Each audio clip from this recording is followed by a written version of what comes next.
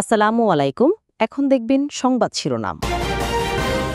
শেখ হাসিনার মানবতা বিরোধী মামলার রায় ঘোষণার তারিখ নির্ধারণ কাল। নাশকতার ঘটনায় সতর্ক আইন শৃঙ্খলা বাহিনী, দলগুলোর মতভেদের ফায়দা লুটবে পতিত আওয়ামী লীগ। অন্তর্বর্তী সরকারের দুর্বলতার সুযোগ নিচ্ছে কিছু রাজনৈতিক দল, মন্তব্য তারেক রহমানের। হুমকি ধামকি না দিয়ে ভোটের মাঠে লড়াইয়ের আহ্বান। রোববারের মধ্যে 5 দফা দাবি মানতে জামায়াত ও সমমনাদের আলটিমেটাম। শত বাধা দিলেও গণভোট হবে বলছেন এনসিপি নেতারা।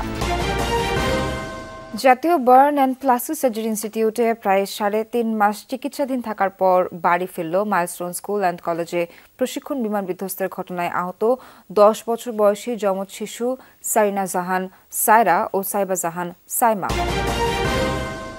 আন্ডারওয়ার্ল্ডের দ্বন্দ্বে আদালত পাড়ায় খুন হন মামুন, জানালো পুলিশ। কিলিং মিশনে 2 শুটার সহ 5 জন গ্রেপ্তার। এতক্ষণ শুনছিলেন সংবাদ শিরোনাম, এখন দেখবেন বিস্তারিত। নিরাপত্তার চাদরে ঢেকে ফেলা হয়েছে রাজধানী ঢাকা।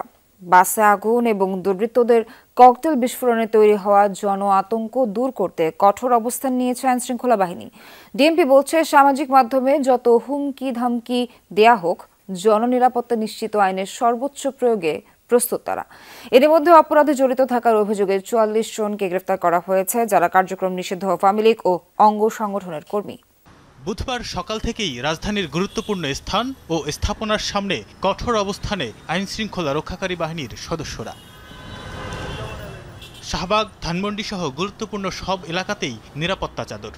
পুলিশ, র্যাব, এপিবিএন বা বিজিবির সতর্ক পাহারা। এত নিরাপত্তা আয়োজনের কারণ চোরাগোপ্তা আক্রমণ ঠেকানো। মঙ্গলবার গভীর রাতে রাজধানীর মোহাম্মদপুরের ইকবাল রোডে প্রিপারেটরি স্কুলের কাছে 2টি বোমা নিক্ষেপ করা হয়, যদিও কেউ হতাহত হয়নি এতে। সিসি ক্যামেরার ফুটেজে শনাক্ত হয়েছে মোটরসাইকেল ও আরোহী। এছাড়া গাজীপুর ও সাভারে মোট 4টি বাসে আগুন দিয়েছে দুর্বৃত্তরা। গাড়ির মধ্যে ঘুমাইছিলাম, হঠাৎ দেখি আগুনের তাপ আসে আমার গায়ে লাগছে। আমি চোখ খুলে দেখি পুরা গাড়ি আগুন।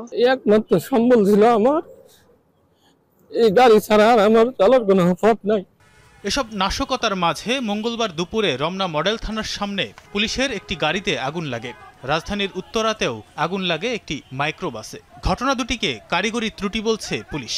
13 নভেম্বর ঘিরে দেশে যে নাশকতামূলক কার্যক্রম পরিচালনা করা হচ্ছে তাতে আতঙ্কিত নয় প্রসিকিউশন। বুধবার ট্রাইব্যুনালের প্রসিকিউশন জানায়, তাদের লক্ষ্য জুলাই গণহত্যার বিচার নিশ্চিত করা।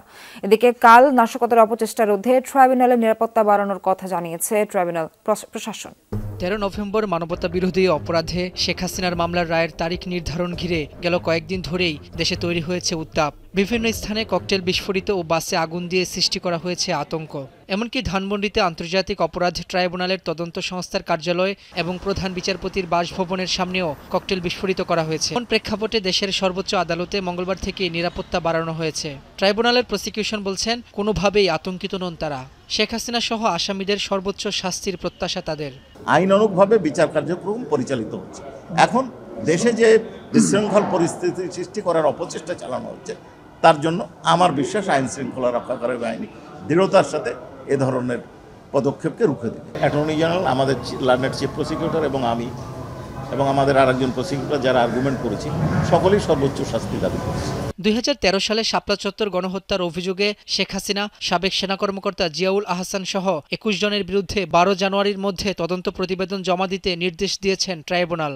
এছাড়া রংপুরে জুলাই শহীদ আবু সাইদ হত্যা মামলা ও চানখারপুলে 6 জনকে হত্যা মামলায় সাক্ষ্য গ্রহণ অনুষ্ঠিত হয়। তবে এদিন সাক্ষী উপস্থিত না হওয়ায় আশুলিয়ায় 6 মরদেহ পোড়ানোর মামলার সাক্ষ্য গ্রহণ অনুষ্ঠিত হয়নি।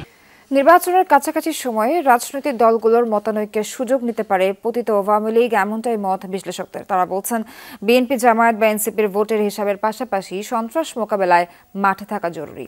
সরকারকেও কঠোর হতে হবে সহিংসতা দমনে।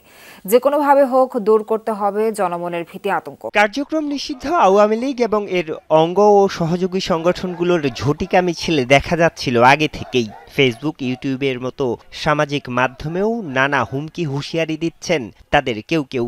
এসবের মধ্যে ঘটেছে অলিগলি বা ব্যস্ত রাস্তায় ককটেল বিস্ফোরণ বা যানবাহন পোড়ানোর ঘটনা। সরকার ও পুলিশের পাশাপাশি বিজিবি মোতায়েন করেছে আইন শৃঙ্খলা রক্ষা বা জননিরাপত্তা নিশ্চিতে। তবুও কিছুটা হলেও ঘাটতি হচ্ছে আস্থায়। এই ধরনের ঘটনা আরও ঘটতে পারে, আরও ভয়াবহ পর্যায়ে যেতে পারে, এটা আমরা সবাই অনুমান করতে পারি। তারা যে ধরনের কার্যক্রম চালানোর চেষ্টা করতেছে, দিন দিন যদি আমরা তাদেরকে আরও যদি এই সুযোগগুলো দেই, নিজেদের মধ্যে অনৈক্য তৈরি করে রাখি, তাহলে এই সংখ্যাটা বাড়তে পারে। তবে আওয়ামী লীগ ঘিরে শঙ্কা যখন এমন, জামায়াত শরিকদের নিয়ে ব্যস্ত, ভোটের মাঠে নিজেদের দাবি আদায়ে বিএনপি এবং তাদের মিত্রদের অবস্থান এমেরুর বিপরীতে। বিশ্লেষকরা বলছেন, ক্ষমতা ও ভোটের রাজনীতিতে এটি ছিল অনিবার্য। এখন যেহেতু সামনে ক্ষমতা, চাওয়া পাওয়া, নিজের রাজনৈতিক দলের প্রতিষ্ঠা, নিজের রাজনৈতিক মতাদর্শের প্রতিষ্ঠা, তখন তাদের মধ্যে এই ধরনের যে মতভিন্নতা তৈরি হয়েছে, এটা অস্বাভাবিক কিছু না, কিন্তু অনেকের মধ্যে আশঙ্কা হয়েছে যে এটা মাত্রাগত সীমাটা অতিক্রম করে যাচ্ছে কোনো কোনো ক্ষেত্রে। সন্ত্রাস দমনে সরকারকে কঠোর ভূমিকা নেওয়ার আহ্বান জানিয়েছে বিএনপি নেতারা। বলেন, লুটপাটের টাকায় দেশের বিভিন্ন স্থানে বোমাবাজি আর অগ্নিসন্ত্রাস করছে পরাজিত শক্তি। এ সময় কার্যক্রম নিষিদ্ধ আওয়ামী লীগের সন্ত্রাসী কাজে বেশ কিছু গণমাধ্যম পৃষ্ঠপোষকতা করছে বলে অভিযোগ করেন বিএনপি নেতারা। রাজধানীতে আলাদা অনুষ্ঠানে তারা এসব কথা বলেন। মাসের ব্যবধানে বিএনপি মহাসচিব মির্জা ফখরুল ইসলাম আলমগীরের সাথে সাক্ষাৎ করতে চেয়ারপারসনের কার্যালয়ে যান ঢাকা নিযুক্ত ইউরোপীয় ইউনিয়নের রাষ্ট্রদূত মাইকেল মিলার। গুরুত্বপূর্ণ সংস্থাটির রাষ্ট্রদূত এমন এক সময় বৈঠকটি করলেন সারা দেশে যখন সন্ত্রাসী কার্যক্রম চালাচ্ছে দুর্বৃত্তরা। এ নিয়ে কোনো আলোচনা হয়েছে কিনা জানতে চাইলে সরাসরি কোনো মন্তব্য করেননি বিএনপি নেতা আমির খুসরু মাহমুদ চৌধুরী। বলেন, সন্ত্রাসী কার্যক্রম যে কেউ চালাতে পারে, দমনের দায়িত্ব সরকারের।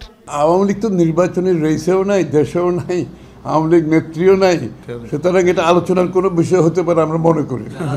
আর এরকম সন্ত্রাসী কর্মকাণ্ড তো যে কেউ, আওয়ামী লীগ কেন, যে কেউ করতে পারে। এগুলো সরকারের দায়িত্ব, সরকার পালন করবে। কারা করছে, সরকারকে তাদের গোয়েন্দা সংস্থা আছে, তাদের আইন শৃঙ্খলা বাহিনী আছে। আমরা আশা করছি সরকার আরও বেশি সচেষ্ট থাকবে, সন্ত্রাসী কর্মকাণ্ডের মাধ্যমে নির্বাচনকে বাধাগ্রস্ত করতে পারবে, সেটা বিশ্বাস করার কোনো কারণ নেই। জাতীয় শিল্পকলায় অপর অনুষ্ঠানে বিএনপি নেতা রিজভী আহমেদ বলেন, বোমাবাজি করে ওত পেতে থাকা স্বৈরাচার মাথা চারা দিতে চায়।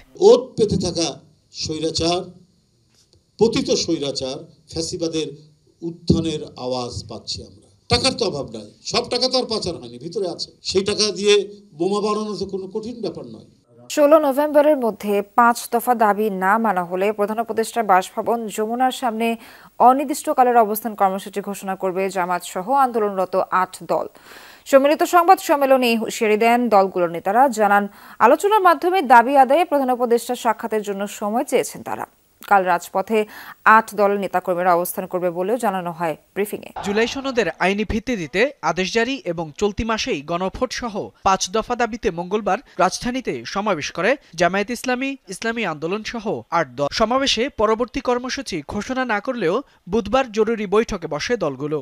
বৈঠক শেষে রাজধানীর মগবাজার আল ফালাহ মিলনায়তনে সংবাদ সম্মেলন করে নেতারা। এ সময় জামায়াতের সেক্রেটারি জেনারেল জানান, নিয়মতান্ত্রিক উপায়ে আলোচনার ভিত্তিতে দাবি আদায়ের লক্ষ্যে প্রধান উপদেষ্টার সাক্ষাৎ চেয়েছে 8 দল। এ সময় জামায়াতের নায়েবে আমির মজিবুর রহমান জানান, 16 নভেম্বরের মধ্যে দাবি আদায় না হলে এদিন সংবাদ সম্মেলন করে প্রধান উপদেষ্টার বাসভবনের সামনে অবস্থান কর্মসূচি ঘোষণা করা হবে।